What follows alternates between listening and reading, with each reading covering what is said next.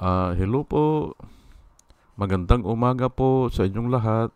Good morning po.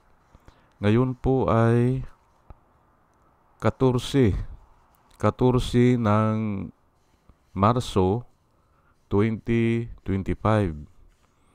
At ang oras po dito sa Los Angeles, California ay alas 6:31 at 32 ng umaga. Araw po ngayon ng Biyernes. At nais ko po mag-vlog mga kababayan, mga minamahal, katulad ng pangako ko kahapon, ay nais ko po talakayin itong Article 59 ng Rome Statute ng ICC. Kasi masyadong kontrobersyal po ito Article 59. At ang title po niyan ay Arrest Proceedings in the Custodial Estate. Ayan po. Yan po ang title niyan. Ngayon ay sari-sari po ang interpretation O ang mga attorney hindi rin magkasundo. Yan po. Kaya nga naisipan ko na i-apply ko yung natutunan ko sa pag-imbestiga ng Biblia. Yung salita po ng Diyos ay matagal na po yan Ay ang dami ng translation, ang dami ng language na dinaanan, maaring naiiba. O pagdating sa translation sa atin ay siyempre babaguhin po yung mga word At alam naman natin na ang isang word maraming magkakaparehas na. Hindi ba? Kaya pwede nilang palitan para propaganda. Hindi ba? Bibigyan ko lang po kayo ng example. Yung ngayon, ang sinasabi ni Alan Peter Cayetano, sabi niya ay ubusin daw ni De Lima ang lahat ng political kalaban, mga kalaban sa politika. Hindi ba? Ay hindi naman ganun Ang sinasabi po, nakita ko po na yung may sumasagot din Hindi po uubusin o hindi ihahabla ang mga political opponent. Kung hindi, yung naging enabler po, yun ang sagot nila, enabler ni Duterte, si Cayetano. Pero ang sabi niya, kalaban sa politika. Ayan po iniiba po yung mga word para yung ma-divert ang atensyon ng tao. Yung enabler ni Duterte, ang sasabihin niya ngayon ay opponent sa o mga kalaban sa politika. Uubusin daw ni De Lima. Ay ayan po binibigyan ko lang po kayo ng example papaano natitwist po ang mga salita. Pero ito basahin ko lang po umpisa natin sa section 1 na madali namang intindihin po ito. At nababasa nyo naman po dyan At gagamitin ko po kung paano kami nag-i-interpret ng Bible. Yan nga, ay nagdidebate kami dyan, mga Bible verse Yan a state party which has received a request for provisional arrest or for arrest and surrender shall immediately take steps to arrest the person in question in accordance with its law and the provisions of Part 9. Pero madali lang intindihin ito.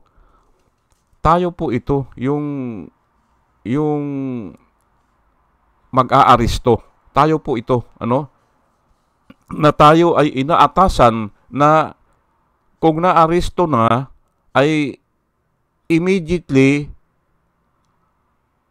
ay i-turn over sa kanila. Hindi. Shall immediately takes step to arrest. Ayan, to arrest. The person in question in accordance with its law. According sa batas natin. Ayan po ang sinasabi dyan. Napakadali pong intindihin yan. Pero, tignan nyo dito, ay gumamit po ng arrest. Ng salitang arrest. Kaya ay gagamitin ako ng arresting country o arresting authority. Gagamitin ko yan para hindi tayo ang Pilipinas po ay arresting entity o arresting authority o arresting state o arresting country para hindi po tayo malito. Kasi may aarestuhin po hindi ba? Ayan a state party which has received the request o ay ang ginamit dito the state party o ay kasi nga kung minsan nalilito po kung sasabihin natin na state pero yan ay the country yan which has received a request for provisional arrest. Hindi ba? Palagay ko itong section 1 na ito, wala na tayong problema dyan. Dito po tayo nagkakaproblema sa section 2. At nilalabanan ko po dito ang idea ni Engineer Tuto Kausing. Nilalabanan ko po kasi nga ito ipapaliwanag ko. Pero hindi ako magtatagal dito kasi nga Biblia po ang gagamitin ko. Biblia, Dito ay ito lang yung mga language o yung mga words na pag-aralan natin. Section 2, a person arrested o sino ito? Si Duterte po ito A person arrested shall be brought promptly before the competent judicial authority in the custodial state. Ang linaw po niyan. Custodial state ba tayo? Hindi po. Hindi tayo custodial state. Ayaw nga nating kwan yan Ayaw nga nating idemanda dito yan Bakit? Mahina po ang batas natin. Pwedeng bayaran, pwedeng takutin yung mga judges natin. Hindi tayo po ang custodial state. Uulitin ko lang a person arrested. Sino po ito? Si Duterte. Pangalawa, shall be brought promptly, promptly, immediately, or forthwith, or without delay. Yan po ang nakasaad dyan. Before the competent judicial authority in the custodial state or in the custodial country. Ayan po, hindi ba? Which shall determine in accordance with the law of the state that, ayan po. Ngayon, ito po hindi pwede tayo magkamali dito Hindi tayo pwedeng magkamali dito kasi mayroon pong letter A, letter B at saka letter C na in-indicate. Kaya kahit hindi mo maintindihan yan, ay ito ang isasagawa. Yung isasagawa po, kailangan ma-accomplish nila ito. Ipagpalagay na tayo ang inaatasan, yung arresting authority ang inaatasan na dadalhin daw sa authority na naman ng yung custodial state. Ay, paano yan? Ay, naaresto mo na nga Hindi ba? Ang gagawin mo dyan, isusubmit mo siya doon sa nagpahuli sa'yo. Doon sa authority na nagpahuli sa'yo. Kung na Interpol. Pero yung Interpol ay inatasan naman ng ICC. Hindi ba? Yun para sa akin po ang custody ay naandun sa ICC. Hindi ang Pilipinas. At bakit mo naman ikukustodiyan dito? Bakit naman for the sake of explanation or argument,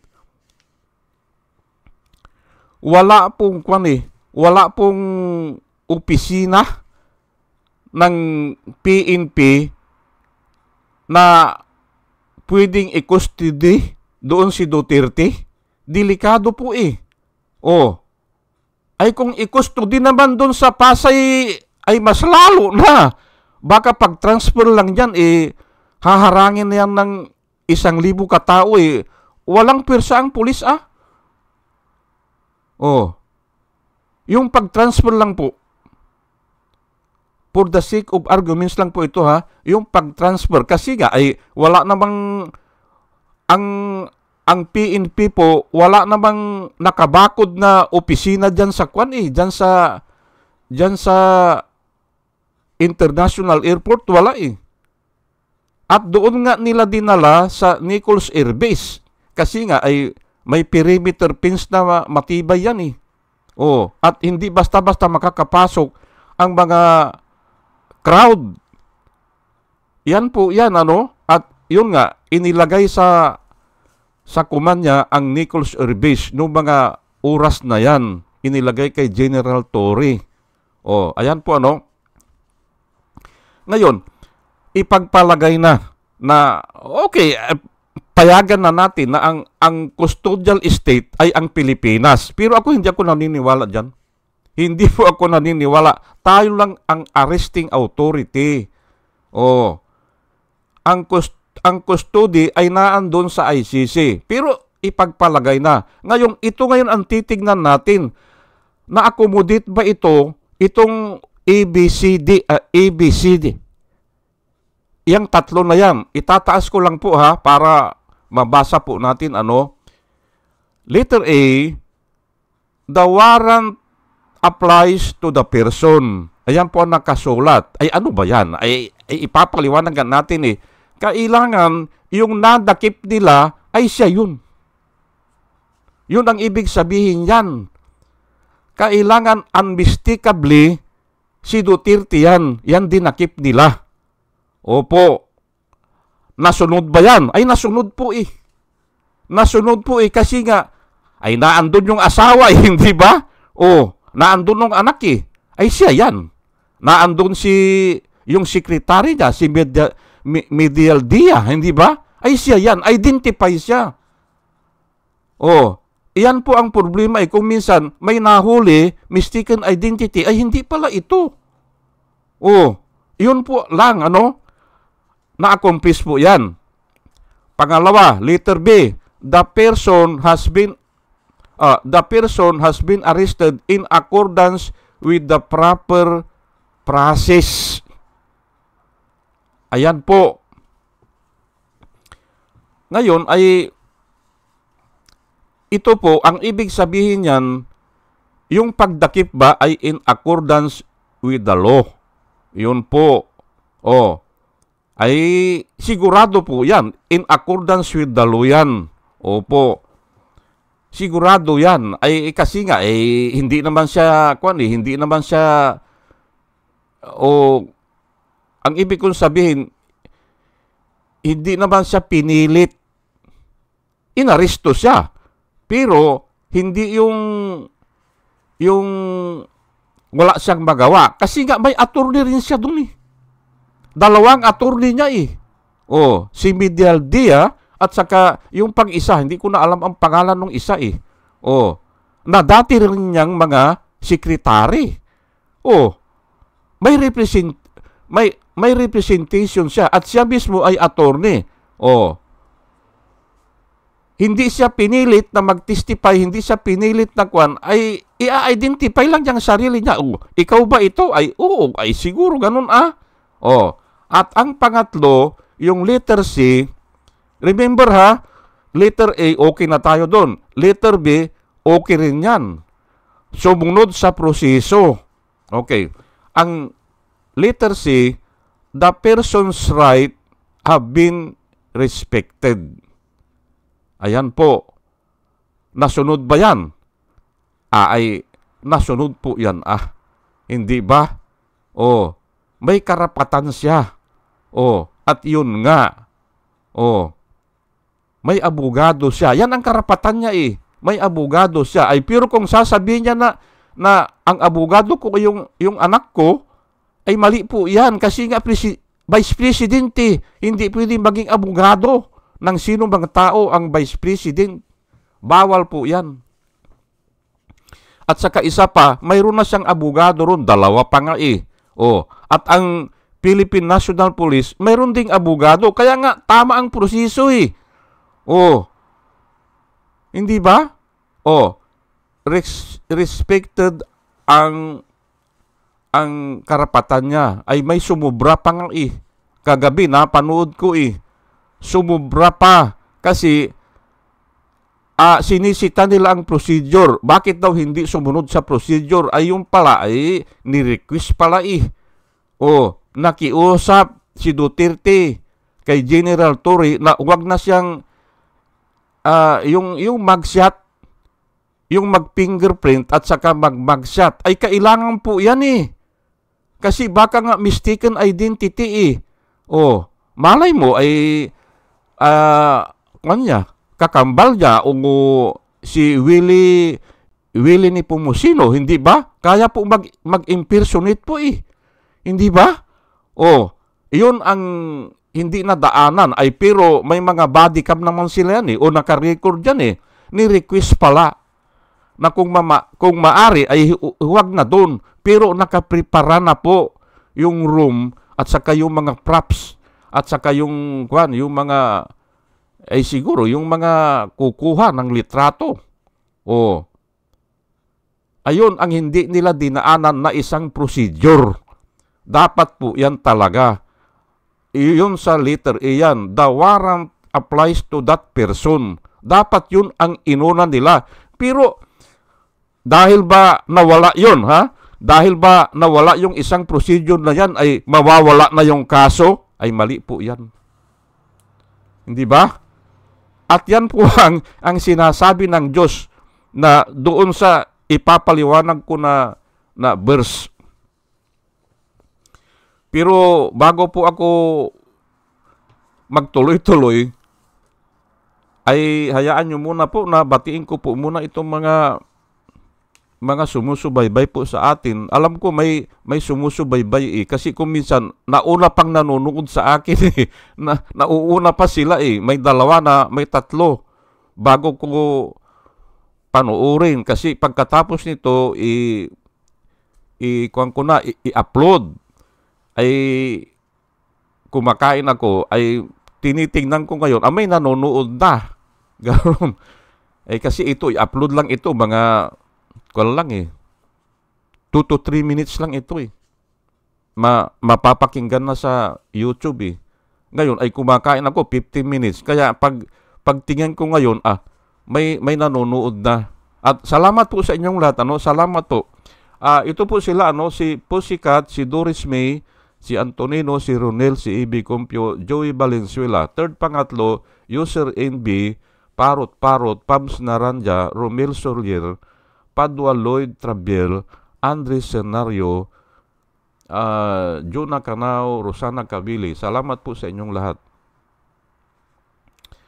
Bir Orozco, Ernie Caliago, Christine Joranas, Digna Umali, Julie Antan, Jose Labir Niabot, Andy Gimpaw, Yoser GH, RC Guillermo, Joseph Angelo, Mayra Medina, Rafael Aquilato, Mayit Hinsyo, Deo Yanong, Bilya Laguinyo, Mr. Yang Toy, Emilita Roa, Monica Dongsao, Richard Jamura, User KK, User XQ, Nilson Nokop, Salvacion Akisar, Sinaida San Andres, Joey Chavez, Ramon Junior Rojas, Hael Villarreal, Rose Jack, Jack Normi, Arnel Araujo, Vicente Tabladi, Sweet Potito, Coco Guid, Orly Nunez, Estrella Rumbano, Arian Mendoza, Nibis Olaveries, Aldrin Impalmado, Malaya Mendoza, Rolando Dordas,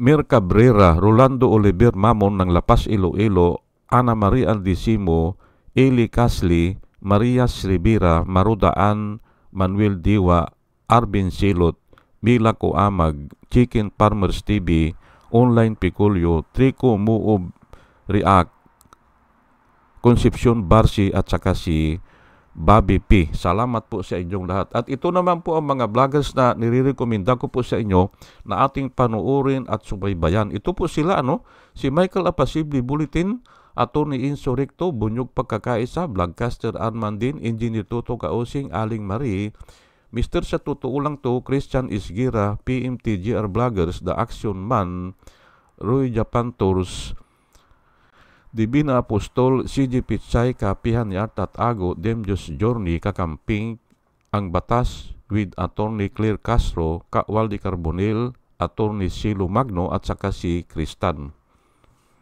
Ugaliin po natin na makinig sa kanila at marami po tayong matututunan at nakikita ko po na sila ay nagbablog para po sa ikabubuti ng bayan. O sige po at tayo ay tuloy-tuloy na ang sinasabi kasi ng iba, yung custodial estate ay tayo yun. Ay, nung binasa po ito at miniditate ko, hindi pwede. Hindi pwede. Kasi nga ay, bakit dadalhin mo pa doon sa doon sa, ang gusto kasi ng iba, dadalhin mo na sa Supreme Court at o doon sa Pasay Court o kung saan man yan sa Makati at ipa-identify siya. Ay bakit i-identify lang, dadalhin pa doon? At saka, titignan yung kaso. Ay naandyan na nga ang kaso crimes against humanity bakit pa doon? Kalukuhan po yun. Ay, ang daming supporter niyan. Hindi ba? Ang daming pira niyan. May mga military din na may utang na loob sa kanya na pwedeng guluhin yan. At yan ay pananagutan ng arresting officer. Pananagutan niya yan kung nagkagulo dyan. Bakit dadalhin? Ano po ang gagawin? Ayan nga yang letter A, letter B, letter C. Na yan ang gagawin sa palagay ko ng custodial estate. Yung ICC, siya ang gagawa niyan na tama ba itong tao? Hindi ba? Ngayon ay ang pulis din nahuhuli, ipi-fingerprint ka para wala kang lusot. Tignan yung kay Alice Guo, hindi ba? Tinignan yung fingerprint doon sa passport niya at yung fingerprint niya ngayon, iisa. Kaya nag-conclude na iisang tao ito. Ay dapat nga yan si Erwin Turpo, kunin ang fingerprint niya para makita na iisang tao yan. Hindi ba? Sinasabi ko lang po para magka-idea kayo. Kasi hindi maitatago po yan Ngayon ay, ayan po, tignan po natin ang purpose. At bakit naman na gusto ni Engineer Toto Kausing na dadalhin pa sa Pasay, ay walang perimeter fence po doon. Wala. Kaya po ang mga kampo, simula pa ng simula, yung Fort Bonifacio, hindi ba? May mga muog yan. At ang mga Roman soldier ay, yan ang una nilang ginagawa. Pati nga ang Israel noon nung kapanahunan ni David Hindi ba? Ang unang ginagawa ay ang perimeter fence. Kasi nga, delikado yan Ay bakit dumudadalhin si Duterte sa opisina ng judge? Ayaw na nga ng tao na pumunta tayo dyan. Ayaw na. May namatay po na akong kakilala. Kapitbahay nung, hindi, anak pala. Pero kilala ko yung anak. Kapitbahay nung kapatid ko sa Las Piñas. Tinanong nila yung tatay, magdidemanda pa ba kayo? Kasi nga natukhang Hindi na, sabi niya. Wala di bang nangyayari dyan? Tignan mo ayaw nang pumunta ng mga tao. Ay bakit dyan mo dadalhin si Duterte? Sa court na yan. Common sense lang po, hindi ba? Kaya dapat talaga ganun ang ginawa. Pagkahuli, dalhin sa airport o dalhin sa Iloprano at isakay na yan. Pero dapat yan ay nagmagshot. Para sigurado, hindi ba? Baka mamaya, iba nga ang naisakay, hindi ba? Pero unmistakably po yan, si Duterte yan, kasi naandun ang asawa niya. Hindi ba? At 12 hours po yan. 12 hours na nakikipaggirian yan. Ay kahit na subukan nyo po, na tumayo kayo, na maggwardya kayo, yang 4 hours lang, ang hirap na eh. Ay simpre, kakain yan, hindi ba? Mapapagod yan. Ay dapat lang na isakay na siya sa eloprano. Hindi ba? Ganun po yan. At para po mas maintindihan natin, basahin ko lang po itong section 3. Pero wala na po ito, hindi na kasama ito. The person arrested shall have the right to apply to the competent authority in the custodial estate for interim release pending surrender. Ayan po Dito ko po kinuha Inulit na naman kasi yung custodial estate Hindi ba inulit na pwede pala siyang mag-post ng bill o magreklamo na gusto niya pansamantalang paglaya. Ay saan po siya magkuhan? Ayan custodial estate Kaya yung custodial estate dito sa section 3 ay yun din yung custodial estate doon sa section 2. At saan naman siya magpapay ng pansamantalang paglaya? Kay General Torre ba? Ay hindi siya i-release niyan. Dinakip na nga siya Intindihin niyo po. Kaya nga ang payo ko sa inyo, basahin ng buo yung kwan. Yung kwan na yan, yung article na yan. Article ba? O Article 59. Basahin ng buo at yung gumawa po niyan matatalino at binasihan pa yan, panahon pa po ni Kristo, binasihan na yan. Papaano yan ng Romans? Tapos ngayon, nabasa lang natin, ay mali ito hindi po ganun. Ngayon, punta na po ako sa Bible verse, Kasi nalilito po tayo Opo, nalilito tayo na mas pinapahalagahan pa yung procedure kaysa dun sa batas talaga na huwag kang papatay. Opo, pinapahalagahan pa at yan nagreklamo si Jesus Christ. Ito po para alam natin, yan po mga procedure na yan, wala yan. Inilagay lang yan para i-safeguard. Pero ang mas mahalaga po, yung i-implement po yung huwag kang papatay. Kasi yun po ang 10 utos ay dinagdagan lang ng procedure dyan. Ay para, pero hindi, ang nangyayari kasi ganito natitiknicality ang tawag dyan kasi inuuna yung procedure. Opo. Katulad lang, wala na akong oras pero ikuan ko lang po ipapaliwanag ko lang po yung agreement, yung memorandum ng agreement na nagkasundo ang COA at saka yung mga public official kung sino man yan, na yung confidential fund ay pwede nang bibigyan natin ng leeway na hindi na muna isubmit ang mga resibo dahil delikado yan. Baka balikan sila. May memorandum of agreement at pwede nating tawagin yan na gumawa sila ng procedure nila. Opo, procedure lang nila yan. Pero ang general na law ay lahat ay accountable. Ayaw natin ang corruption. Yan po ang general rule, o ang batas. Ay ngayon, ayun ang ginagamit nila Yan memorandum of agreement na sir, hindi na pwedeng ipakita Ayan po procedure. Diyan po tayo nagkakamali. Ito, basahin ko na Matthew 23, verse 23. Woe to you, scribes and Pharisees, hypocrites. Ayan po tinawag ni Jesus Christ yung mga eskriba, yung mga manunulat at saka yung mga Pariseo na hypocrites. Woe to you, sabi niya. For you pay tithes and means and anise and cummins and have neglected the weightier matters of the law. Ayan po. Nagbibigay kayo ng mga tithes and offering nyo, sabi niya. Nagbibigay kayo, which is not the law. Procedure lang po yan. Wala kasi sa 10 utos na magbibigay ka ng tithes Wala At kung pag-aralan nyo po yung tithes, ay i-discuss ko po yan o di-discuss ko na dito yan. Hanapin nyo na lang anong may yung tithes.